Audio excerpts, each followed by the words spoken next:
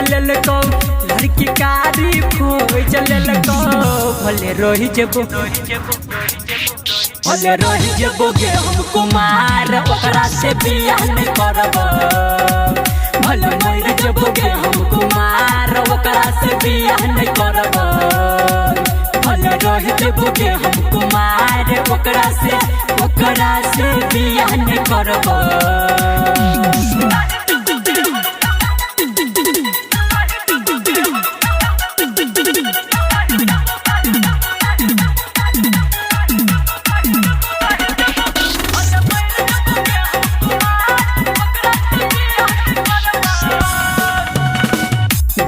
लाख रुपया मम्मी केलको पापा डिमांड गे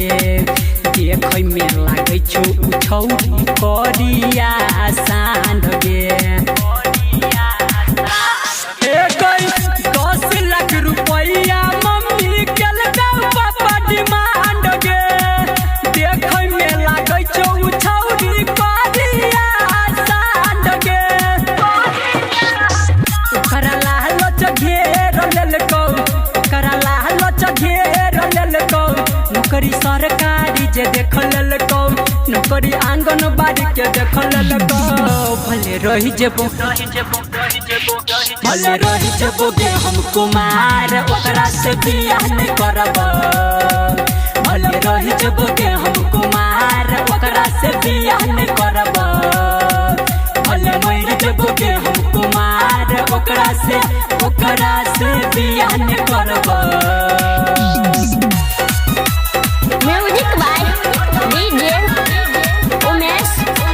सुखीपुर।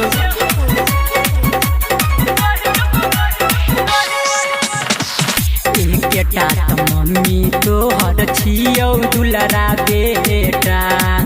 गलती जे केलियौ कोनो मारल दू चमेटा बेटा त मम्मी तोहर छियौ दुलरा बेटा गलती जे केलियौ कोनो मारल दू चमेटा कथी के में सजा तू दै छै कथी के तू सजा के दै छै कथी के तोरा सिखेलको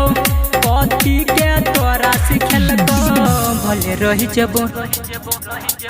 भले रही जेबो गे हम कुमार ओकरा से बियाह नहीं करबो भले रही जेबो गे हम कुमार ओकरा से बियाह नहीं करबो भले मर जेबो गे हम कुमार ओकरा से बियाह नहीं करबो।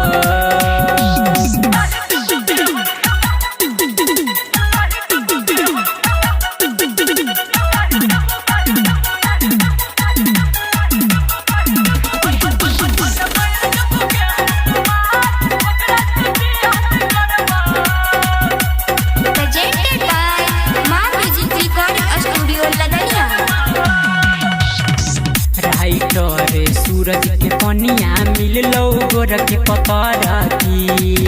संदीप ले खोजे छकिया कनिया दांत फरकी हे गई राइटर सूरज के कनिया मिललो गोर के पतर की संदीप ले खोजे छकिया कनिया दांत फरकी जुबान आपन दके उछौरा जुबान आपन दके उछौरा अभिमन्यु के सिखेलको अभिमन्यु के बतेलको भले रही जेबो